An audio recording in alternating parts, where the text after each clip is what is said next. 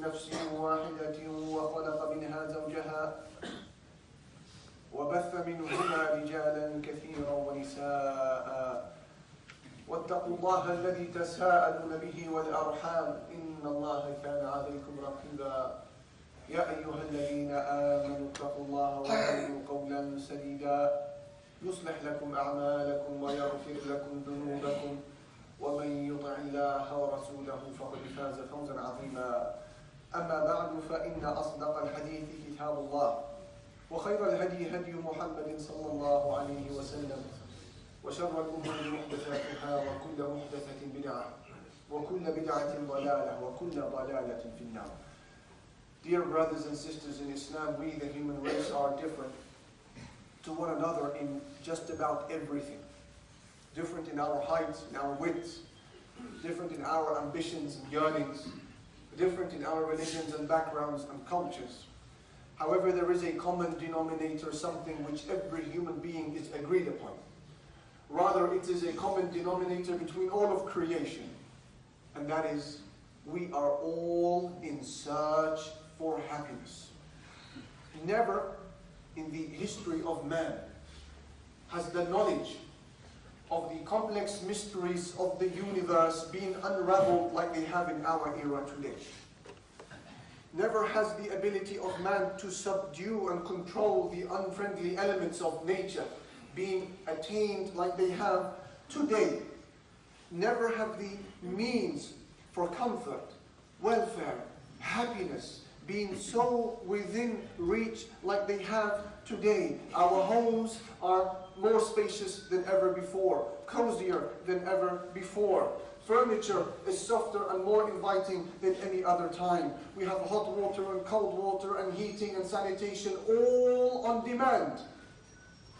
Yet despite all of these remarkable achievements, never has the objective or the goal of reaching happiness drifted further away from our shores like it has in our era today. In 2006, there was a statistic saying that the level of antidepressants being issued in England alone is over 30 million. The UNICEF also published a report not too long ago saying that New Zealand, that beautiful country, that scenic land of Allah Almighty, has now the highest rate of teenage suicide in the developed world. And closer to home here in England and Wales, a report that was published by The Independent not long ago saying that between the years of around 2000 and 2017, the level of depression or suicide has spiked up to a staggering 67%. The 21st century has taught us how to fly in the air like birds, how to dive in the oceans like fish, but how to walk on the face of the earth as happy and content and upright and pleased individuals.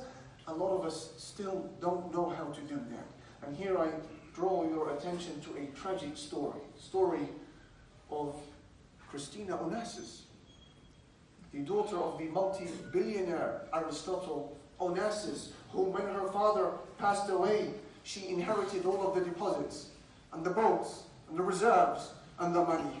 And she became at the time one of the richest, if not the richest woman on planet Earth. But was she happy? She would marry a man from America, but that marriage would soon crumble down. She would try her luck again in Greece, marrying a man from there. A few months later, the marriage would break down. She was so miserable. She would try her luck for the third time this way in Russia, this time in Russia, marrying a man from there. And people said to her, how can it be that a woman like yourself, who represents the capitalist society of America, be compatible with a man who represents the communist society of Russia? And her response was, I am just looking for happiness. I'm just looking for happiness. A few months after that, that marriage would also break down into divorce. One more time, she would try her luck, this time in Europe, with a French industrialist. The party would take place, and there in a particular party that she was at, during the press conference, they said to her, Christina, is it true? Is it true that you are the richest woman on planet Earth? She said, yes, I am the richest woman on planet Earth, and I am also the most miserable woman on planet Earth. La ilaha illallah. A few months later, that marriage would also break down into divorce. And having failed to find happiness in married life, Christina vowed to find happiness all by herself. And she began to move from city to city, country to country, trying to find this commodity of happiness, until at a young age of 37 years old, they would find her body lying dead in a hotel in Argentina. Tragic story. Are we able to change it? The answer is no. But are we able to change similar stories that are happening in the lives of Muslims and non-Muslims today? The answer is yes. Where is happiness to be found, I hear you ask? Where is the stores for happiness to be located? Where is this treasure called as-sa'ada, contentment, happiness? Where am I to find it? I want to suggest to you, my brother, my sister, a few milestones, a few stations en route to getting to this destination called happiness. And if you read what the majority of what the experts, psychologists, scientists, theorists have to say about this topic of happiness, you will find that the majority of it are captured by the 7 headings that I'm going to pass over to you today. And I have a pleasant surprise for you in the end of the khutbah. We will leave it till then.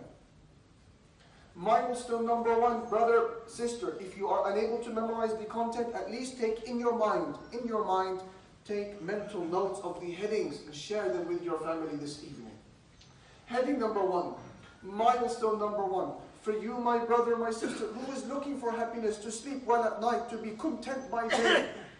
Milestone number 1, be a person who gives your second half the attention it deserves. Second half, what do you mean? I mean the soul. The soul, al-ruh. Any Muslim will be able to tell you that we as human beings are made up of 2 components. A body and a soul. Allah said, ثُمَّ سَوَّاهُ وَنَفَخَ فِيهِ مِنْ رُوحِهِ. Allah created man, proportioned him, then he gave him the soul. 2 elements. And in order for one to be happy and upright and content, both of them require their food. The body was created from this world. And so the food for the body is from this world. So we have a desire to eat and to drink, and for matrimonial relations, for security, shelter, warmth, food found here on earth. That's where the body was made. As for the soul, the ruh, this is extraterrestrial. A ruh is not from here.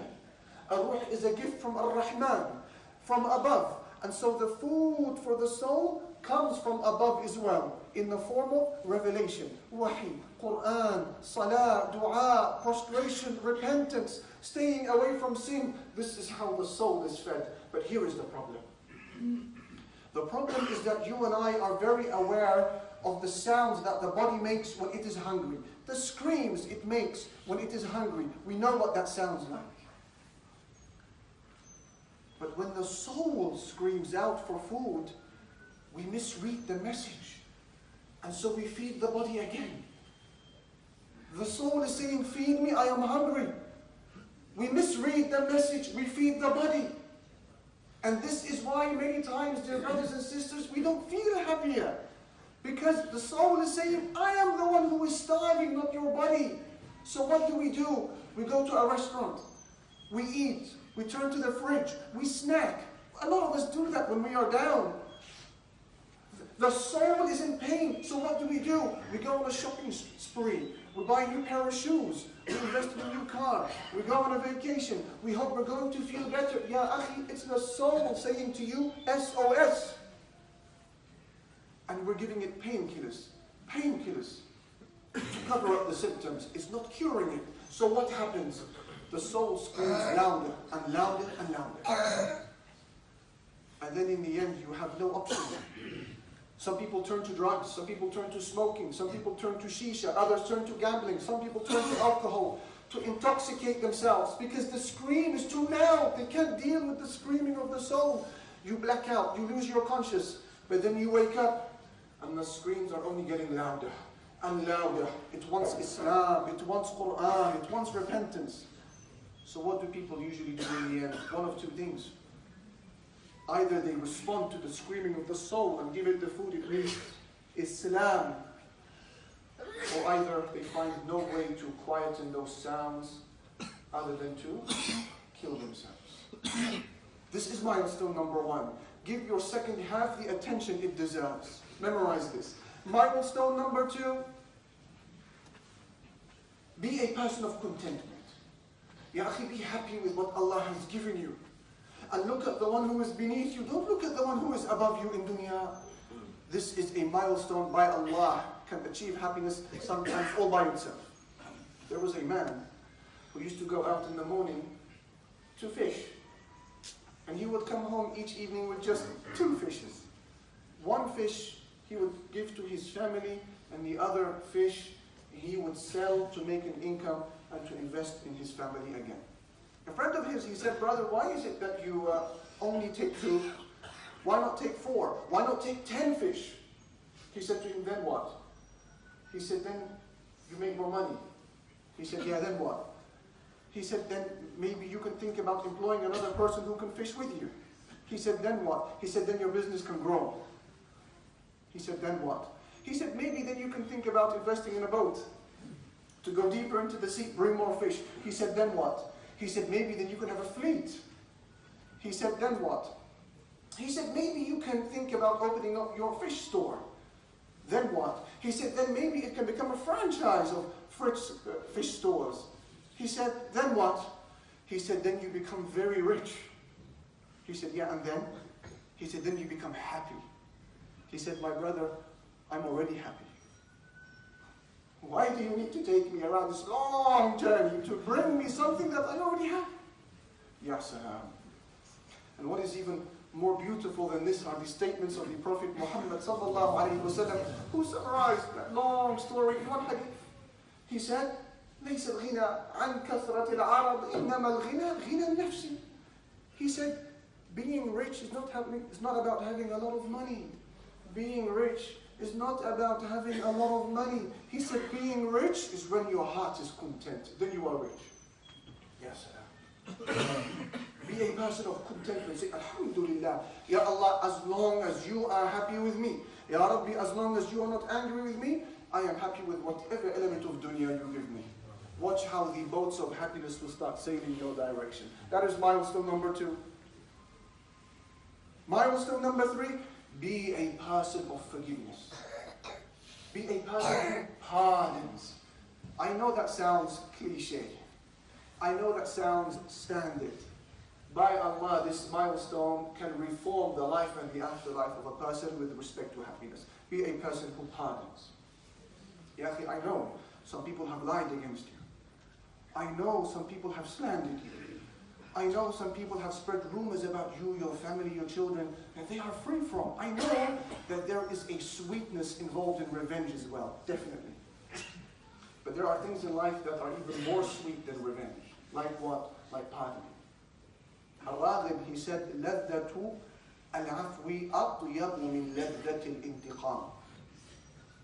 He said the sweetness involved when pardoning is greater than the sweetness of revenge.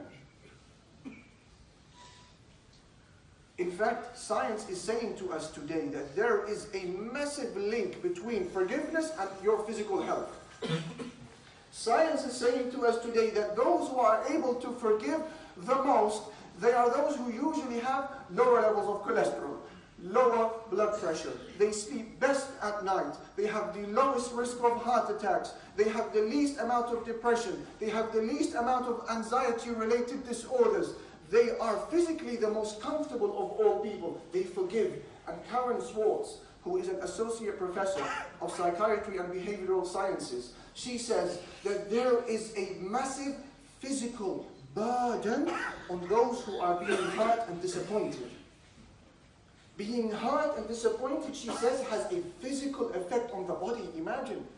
And what is more beautiful than the words of Karen are the words of our Nabi sallallahu alayhi wa sallam, who said to his companion Uqbah, he said, oh Uqbah, listen, oh Uqbah. He said, صِلْ مَنْ قَطَعَكَ. وأعط من حرمك وأعف عمن ظلمك. Oh, Uqba, son of Amir, establish a relationship with those who cut you off, and give to those who withhold from you, and forgive those who have oppressed you. This is the third milestone. What are the remaining four? We will mention this in the second khutbah. وصلى الله على نبينا محمد والحمد لله رب العالمين.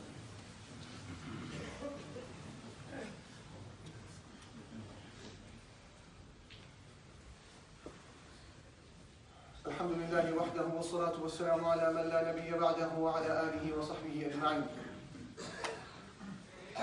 Milestone number 4, heading number 4, station number 4 to take us to the destination of happiness.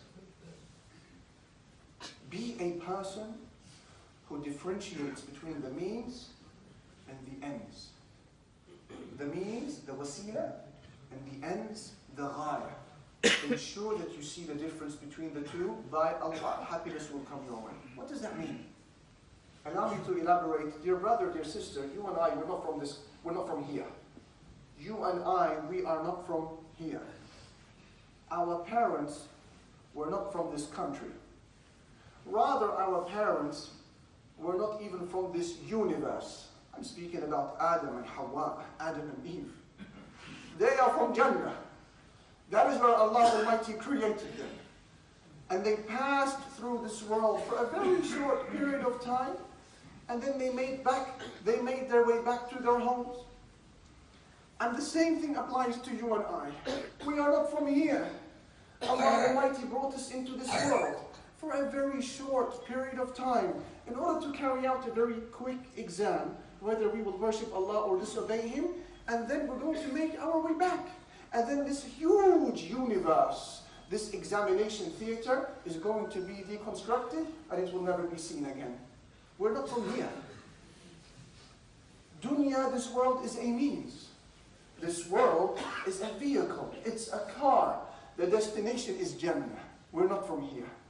And I tell you this, if you and I are able to position our minds with that understanding, watch how happiness will come our way. And we will be able to reach a phase in our lives when people harm us and we're not too devastated because we're not for here. We're for elsewhere. And I'll give you an example. Imagine you are a businessman. You sell pens, each pen for £1.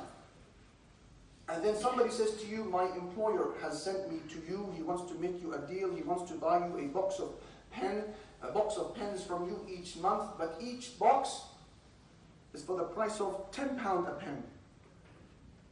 The condition is that you just bring it to the office every morning. You bring the box, obviously, every morning. You take the money from the businessman. But the only issue is that when he receives you, he's not very warm. He's not very friendly. He frowns. Not very welcoming.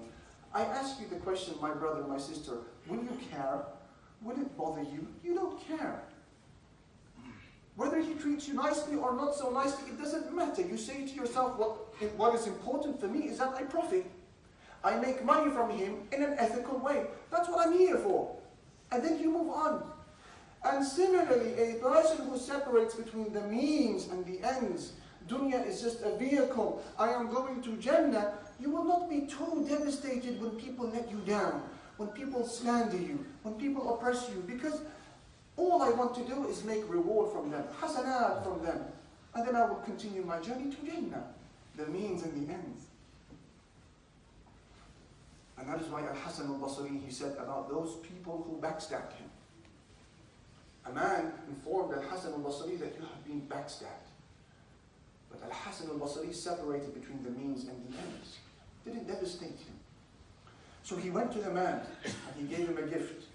And he said to him, Ya fulan or so-and-so, بلغني أنك قد اغتبتني وإني لا أستطيع أن أكافئك على إهدائك لحسناتك إلي فتقبلها مني واعذرني لا أتمكن من الوفاء لك.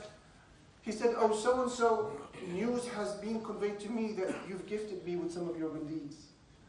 News came to me that you gave me a gift of your good deeds. You backstabbed me. So here is a gift. This is a token of appreciation. But forgive me, my brother. I'm unable to fulfill your right. You have given me too much.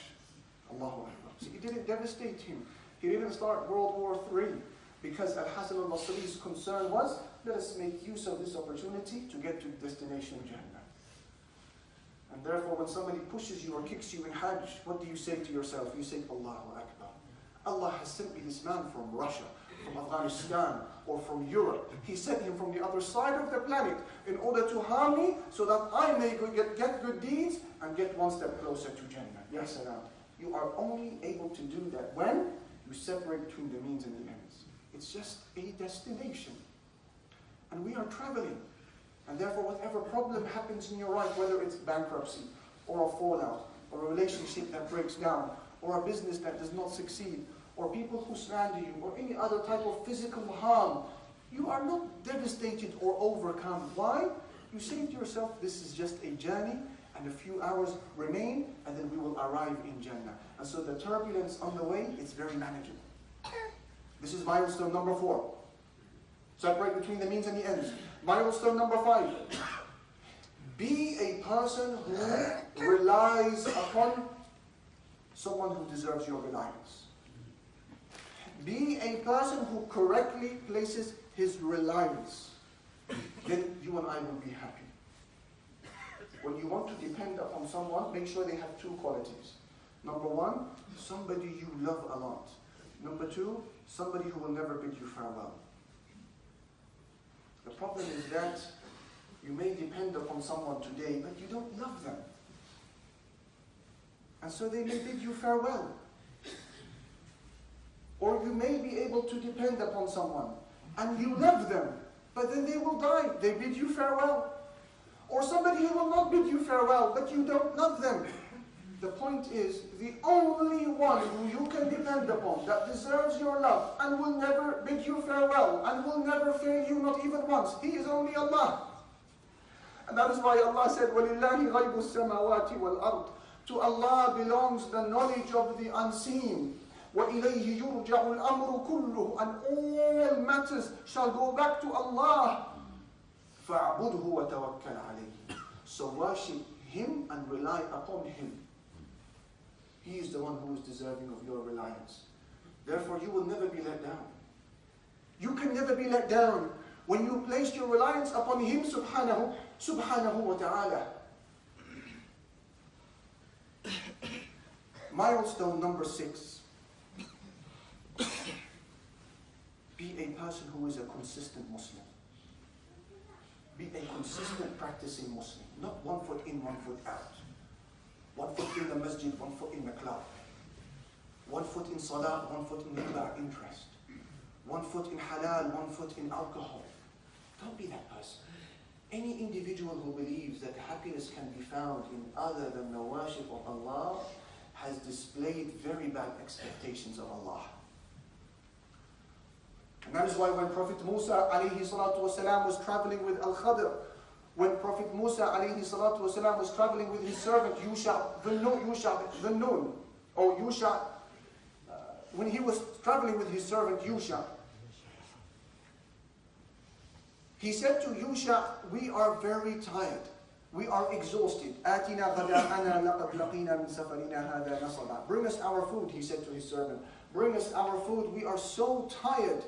Our Prophet Muhammad sallallahu alayhi wa sallam commented on that statement of Musa. And he said, لَمْ يَنْصَبْ حَتَّى جَاوَزَ الْمَكَانَ الَّذِي أُمِرَ بِهِ. Prophet Musa only experienced fatigue when he had crossed the area where Allah wanted him to be. When Musa accidentally crossed the area where Allah Almighty wanted him to be, that's when Musa began to feel tired, subhanallah. And you and I must say the same thing to our souls. Oh my soul, if you're tired, if you're always anxious, if you're always feeling depressed, then realize this is an indication from Allah that you may be standing in places where Allah does not want you to stand. Revisit your secret habits, revisit your finances, revisit your relationships, revisit your behavior with your wife, your neighbor, your children, revisit how you make money. I may be standing where Allah Almighty does not want me to stand. من أراد السعادة الأبدية فليلزم عتبة العبودية. Ibn Taymiyyah, he would say, whoever is looking for eternal happiness, he will find it at the doorstep of worship. لا إله إلا الله. وبحثت عن سر السعادة جاهدا فوجدت هذا السر في تقواك فليرضى عني الناس أو فليسخطوا أنا لم أعد أسعى لغير رضاك. Milestone number 7, and we will conclude with this. Be with the people who search for happiness using these 7 milestones. Be with the people of goodness, and you will find happiness. Who is your roommate? Who are the people you chill with on the weekend?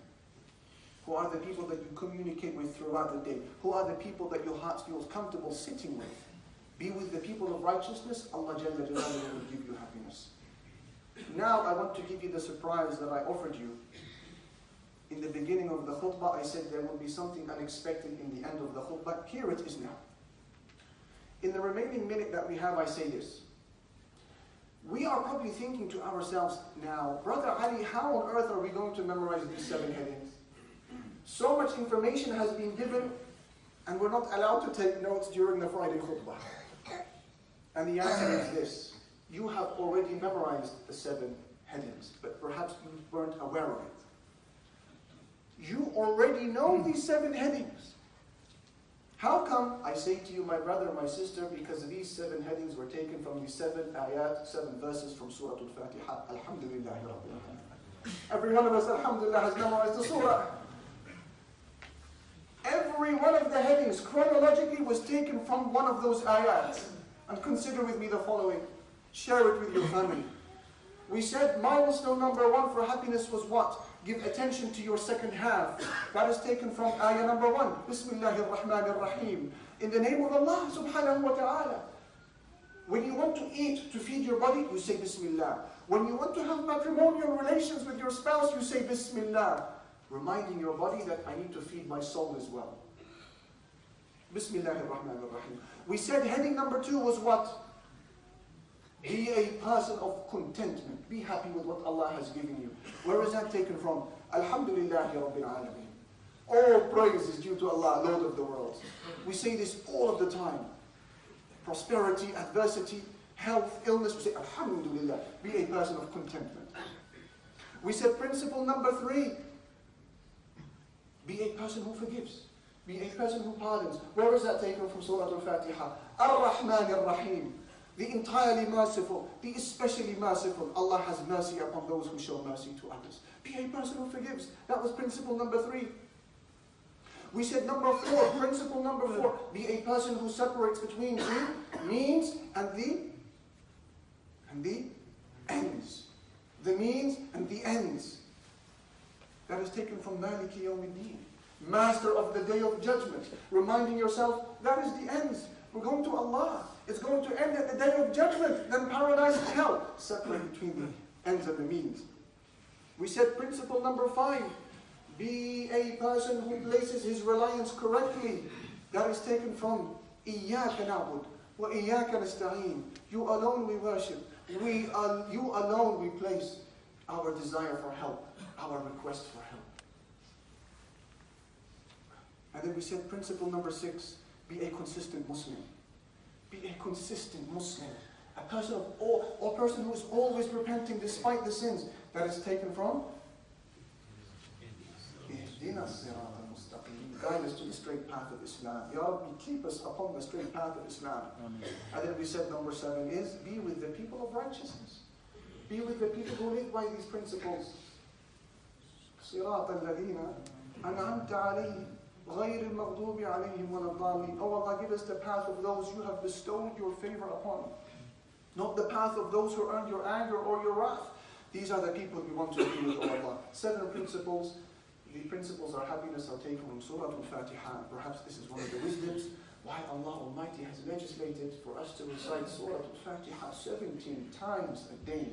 Our medicine and our cure and our relief from the difficulties of dunya and the difficulties of the hereafter have been captured by this majestic surah. Share this information with your family. اللهم اغفر للمسلمين والمسلمات والمؤمنين والمؤمنات الأحياء منهم والأموات إنك قريب مجيب سميع الدعوات. ربنا هب لنا من أزواجنا وذرياتنا قرة أعين واجعلنا للمتقين إماما. اللهم اقسم لنا من خشيتك ما تحول به بيننا وبين معصيتك، ومن طاعتك ما تبلغنا به جنتك، ومن اليقين ما تهون به علينا مصائب الدنيا، ومتعنا اللهم بأسماعنا وأبصارنا وقواتنا أبدا ما أبقيتنا، واجعله الوارث منا، واجعل ثأرنا على من ظلمنا، وانصرنا على من عادانا، ولا تجعل مصيبتنا في ديننا، ولا تجعل الدنيا أكبر همنا ولا مبلغ علمنا ولا إلى النار مصيرنا، ولا تسلط علينا بذنوبنا من لا يخافك فينا ولا يرحمنا.